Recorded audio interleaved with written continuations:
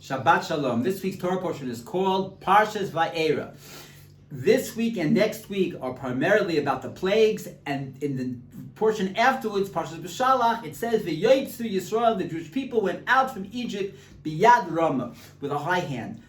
What does this mean, Egypt, that the Jewish people were enslaved in Egypt? The word Egypt means Meitzarim, narrow places, boundaries, and in general, the idea of Mitzrayim is like that no slave could escape from Egypt. Okay, the idea of closing you in with their society, closing everything in.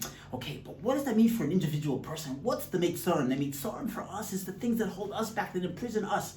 And so the plagues were the paradigm for how to break out of these narrow places. What was the first plague? The first plague was turning the cool waters of the Nile into blood. What's blood? Blood is fire. What's cool is apathy. To take our connection with Judaism and make it from apathetic into something hot, into something filled with energy and enthusiasm. What was the second plague? It was that the cold-blooded frogs running into everything, even into the ovens, right? And what is that meaning on a human level? That's the idea of being cool to all the material desires, being cool to the world, pushing away all the things of the world with our coolness, our respect, our connection to Torah. Okay, wait a minute.